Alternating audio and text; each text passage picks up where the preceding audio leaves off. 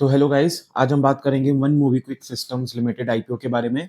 तो अगर हम कंपनी की बात करें तो कंपनी 2008 में इनकॉर्पोरेट हुई है। ये prepaid digital wallets and online payment services है।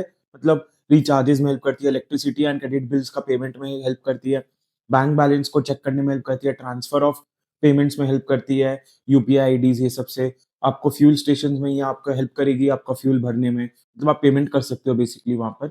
अगर हम आईपीओ की बात करें तो आईपीओ स्टार्ट हो रहा है 11 दिसंबर को एंड क्लोज होएगा 13 दिसंबर को। बेसिस ऑफ अलॉटमेंट 16th है।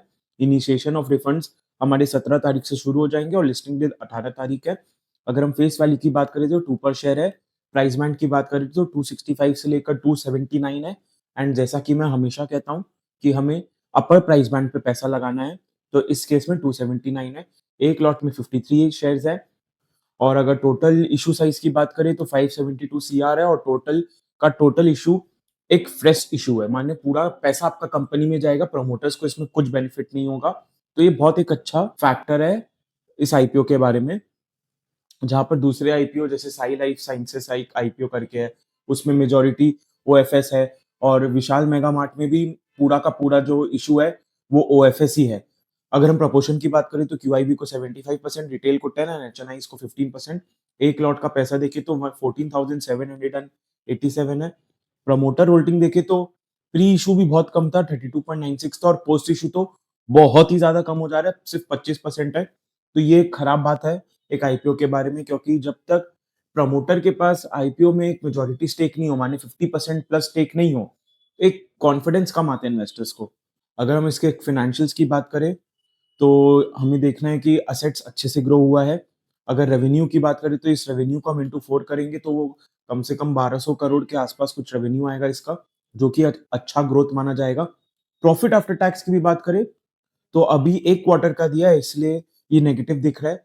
लेकिन अगर हम पिछले साल को कंपेयर करें, तो पिछले साल ये लोग प्रॉफिट में आ चुके थे, तो मैं इस साल ये अज़्यूम कर रहा हूँ कि प्रॉफिट होगा, लेकिन कितना परसेंट होगा वो हम अभी बता नहीं सकते, लेकिन प्रॉफिट ज़रूर होना चाहिए। मेरे अकॉर्डिंगली 20-25 सीआर होएगा, उससे ज़्यादा नहीं होगा। और अगर हम पिछले 2 साल की बात करें, मानिए 23 और 22 की, तो कंपनी लॉस मेकिंग ही थी। रिजर्व्स एंड सरप्लस भी हालाँकि थोड़ा कम हुआ है, तो ये इंडिकेशन देता है कि कंपनी या तो खुद को डिविडेंड पे कर दी या तो बोरिंग्स का पार्ट पेमेंट किया उसने।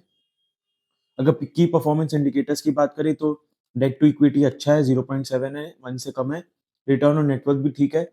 प्राइस टू बुक वैल्यू हालाँकि थोड़ा महँगा है, लेकिन हमें पीयर कंपैरिज़न करना होएगा और कंपनी प्रॉफिटेबल नहीं थी, इसलिए अभी आप देखेंगे ईपीएस और पीई दोनों नेगेटिव है।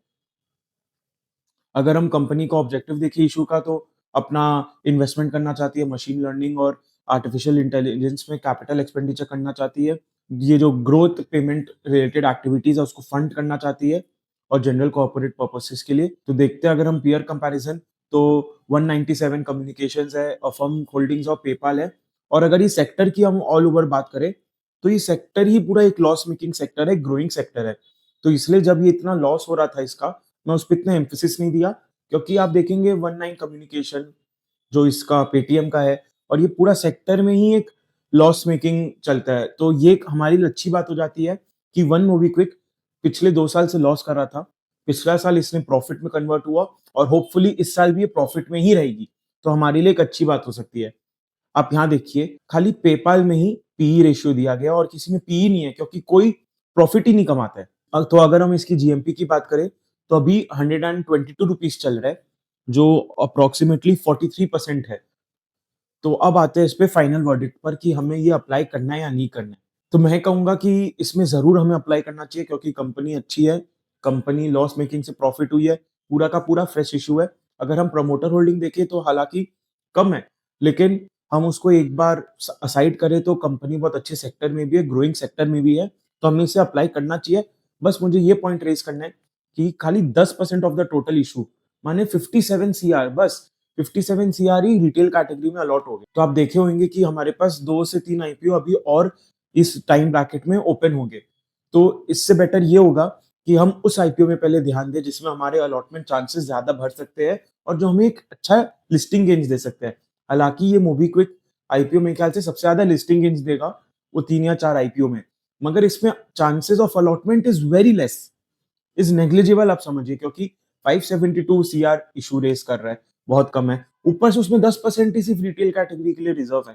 तो आप खुद सोचिए कितना कम एक अमाउंट है रिटेलर्स के लिए। अगर आपके पास पैसा बच जाता है सब बाकी आईपीओ में अप्लाई करते हुए, देन आप इस पे ध्यान दीजिए और मैं एक कंपैरिज़न वीडियो भी ले आऊँगा तीनों-चारों आईपीओ के बीच में कि हमें कैसे अप्लाई करना है, किसमें अप्लाई करना चाहिए और क्या लिस्टिंग गेन्स हम एक्सपेक्ट कर सकते हैं। So make sure that you subscribe to my channel and please comment down कि अगर आपको कोई डाउट है या कोई इंडाइसेस या शेयर के बारे में डिस्कस करना है। Thank you.